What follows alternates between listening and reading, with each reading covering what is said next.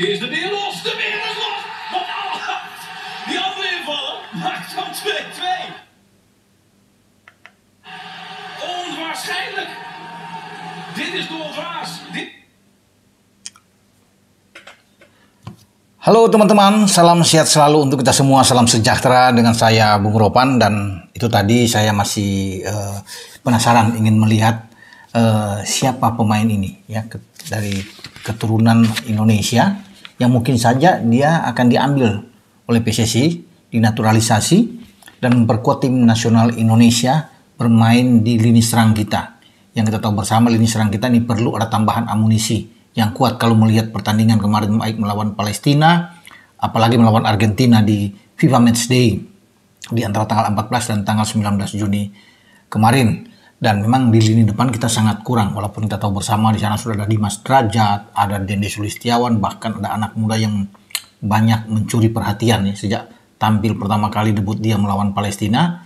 Siapa lagi kalau bukan Rafael Strijk.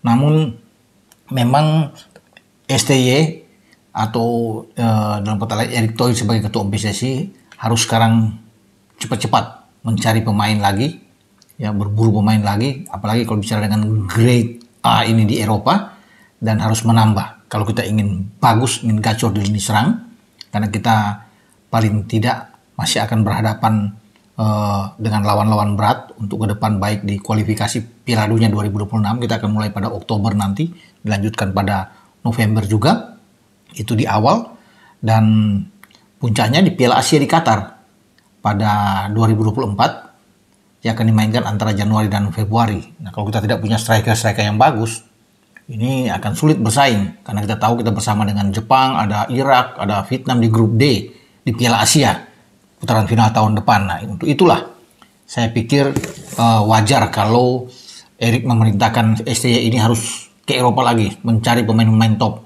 ya, yang bermain di lini serang ya, dan terutama di striker ya. Kalaupun dia bisa bermain di beberapa posisi jauh lebih bagus. Dan saya melihat ini ya, Ilyas Al-Hafs, pemain berusia 26 tahun yang baru saja membawa Almere City dari kasta kedua di Belanda masuk ke Liga Utama ya, di Eredivisie di Belanda, dan ini promosi, dan dia menarik perhatian juga, membawa bendera merah putih ketika bereforia klub Almere ini bisa lolos ya ke kasta yang tertinggi di Eredivisie. Dan klub Almere ini pernah juga diperkuat oleh Esra Walian kalau nggak salah, bersama dengan Stefano Lillipali. Dan tentunya kedua pemain tersebut yang sekarang sudah jadi warga negara Indonesia dan pernah bermain di nasional untuk Esra. Kemudian Stefano baru saja dipanggil oleh STY untuk ikut di FIFA Matchday, tapi tidak dimainkan dalam dua pertandingan melawan Palestina dan Argentina. Namun Ilyas Al-Hafs ini saya pikir bisa jadi alternatif karena bagus ya. Dia bermain di kasta kedua saja udah bisa 18 gol, 11 assist. Ini luar biasa, dan saya terus ingin melihat dia. Ze komen erin na ongeveer 1,5 minuut voetballen in de tweede helft. Bakker met uit hoor.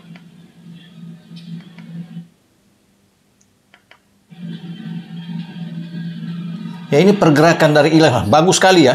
Bagaimana pergerakan itu tadi? Pergerakan dari Ilyas Al-Hafs ini. Inilah pemain Ilyas Al-Hafs. Was recht even steeds aan open nu. Was altijd 0-0. In de wedstrijd van allebei de ploegen veel kansen krijgen. Hier appel voor Hens. Luar biasa ya kalau bisa melihat cara dia bermain. Dan ini dia. Gaat dan door met voetballen. En die kan voetballen. En die scoort een geweldig doelpunt. Gol dari Ilyas Al-Hafs.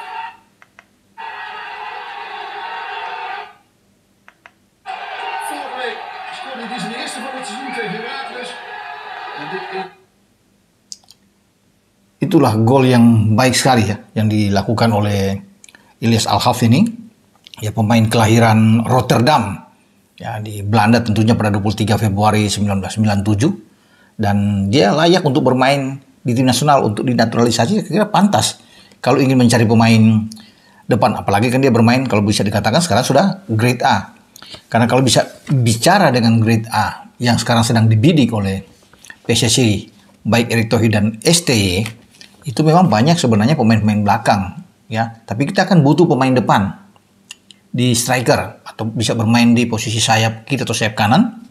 Dan itu kalau bisa dilihat selain Ilyas Al-Hafs ini, ada pemain lain yang bisa ditampilkan yang pernah bermain, pernah ikut seleksi di tim U19 tapi tidak terpilih, pulang kembali.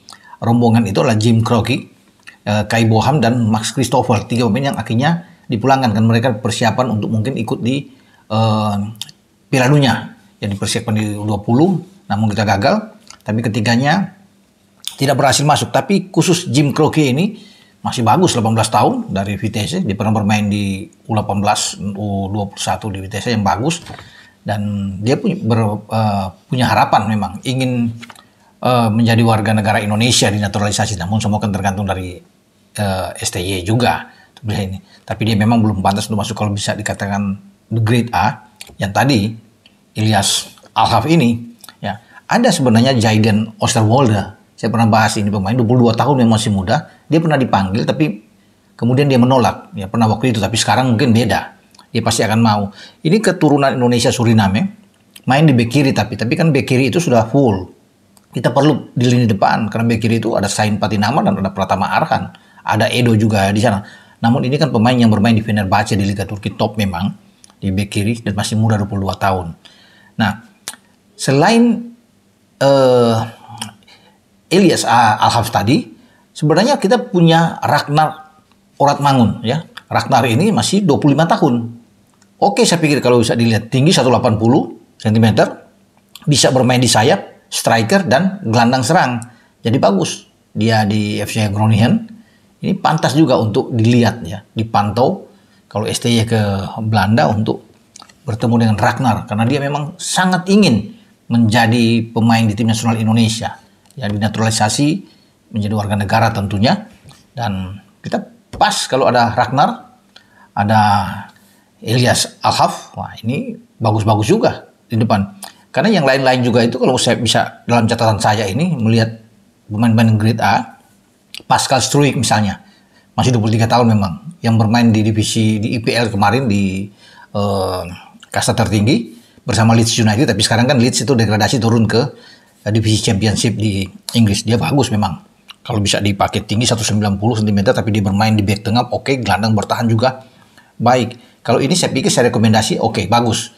Walaupun kita butuh pemain depan, tapi salah satu dia lah yang bisa diambil untuk bisa bermain di belakang, untuk bermain baik dengan Jordi, ada Rizky, ada Elkan, sehingga kita punya kekuatan di belakang. Banyak opsi bagi STY kalau Pascal Struijk ini ya. Ada Jai Itzets memang masih 23 tahun.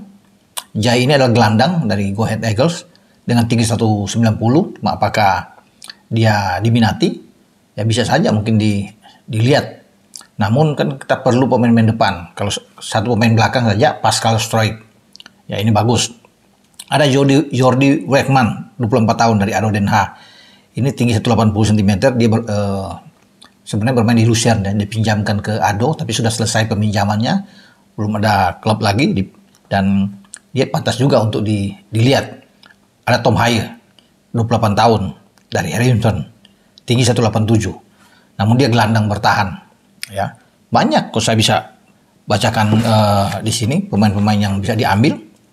Kemudian ada lagi Jairo Riedewald, ini pemain dari Crystal Palace, tapi lagi-lagi dia gelandang bertahan dan bisa bermain di bek tengah, namun dia bermain di divisi tertinggi di IPL bersama dengan Crystal Palace ya. Dia bisa bermain bek tengah, gelandang, waduh, bagus. Kalau bisa mendapatkan dia tinggi 182 cm, masih 26 tahun. Dan saya juga merekomendasi pemain ini kalau memang dia diambil. Jadi kalau ada 2 pemain depan diambil, kemudian ada 2 lagi pemain seperti Pascal dan Jairo ini kan yang punya pengalaman bagus, oke. Penjaga gawang, ya kalau bisa dilihat, Emil Auderos coba ditawar, tapi kan kalau Sirius Margono cepat dapat proses untuk warga negara Indonesia, karena dia bisa cepat, tidak seperti yang lain, dan dia bisa punya jalur khusus, saya rasa kita punya penjaga gawang yang memadai untuk bisa bermain di Wamista dengan tim nasional kita. Sekarang tinggal STY nanti sekarang melihat dia ke Eropa, dia berjalan-jalan untuk bisa melihat pemain-pemain grade A untuk masuk. Tapi memang kebanyakan pemain ada di belakang, sulit untuk bisa cari pemain depan. Nah, pemain depan itu yang saya baru putar-putar tadi, saya lihat penampilan dari Ilyas ini ya, dan memang dia bagus. Dia harus masuk, dia harus cepat dinaturalisasi. Kalau memang kita pingin untuk bisa mendapatkan pemain yang satu ini, jadi perlu memang bagi seorang Ilyas Al-Hafs ini, selain Ragnar Ortmangun yang perlu dilihat. Kalau Jim Kroger ini kan masih muda, masih terlalu muda memang, ya belum masuk di kategori grade A.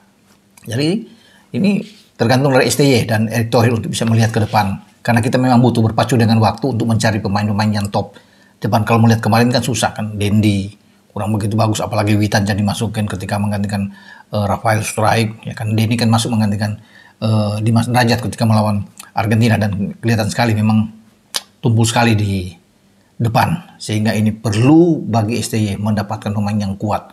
Kalau kita ingin berbicara di Asia, ya, atau kita ingin lolos ke Piala Dunia di 2026, karena kita akan mengikuti penyisian di Oktober. Kalau ada nama-nama yang saya sebut tadi, ya 3-4 aja dulu dapat, udah top untuk kita.